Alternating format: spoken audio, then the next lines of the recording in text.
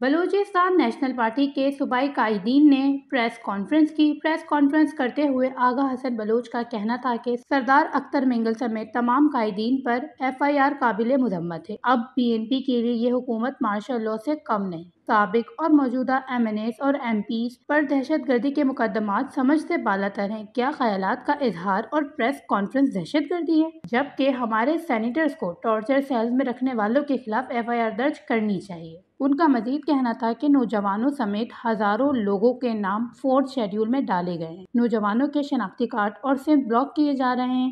BNP جمہوری سیاست کر رہی ہے۔ خیالات کے اظہار پر دہشت گردی کا مقدمہ درج کیا جا رہا ہے، لیکن ہم FIR سے بھاگنے والوں میں سے نہیں ہیں۔ ہمیشہ پارلیمنٹ اور جمہوریت کے ساتھ وابستہ رہنے کی کوشش کی ہے اور کریں گے۔ آغا حسن بلوچ کا مزید کہنا تھا کہ بلوچستان میں آمریت اور ناانصافیوں کا سلسلہ جاری ہے، اس لیے 27 اکتوبر کو بلوچستان بھر میں احتجاج کریں گے۔ 30 اکتوبر کو بلوچستان بھر میں شٹر ڈاؤن ہڑتال ہوگی اور 2 نومبر کو بلوچستان بھر کے قومی شاہراہوں پر پہیہ جام ہڑتال ہوگی، لیکن ہمارا احتجاجی شیڈول پرامن رہے گا۔ وش نیوز، کوئٹہ، بلوچستان۔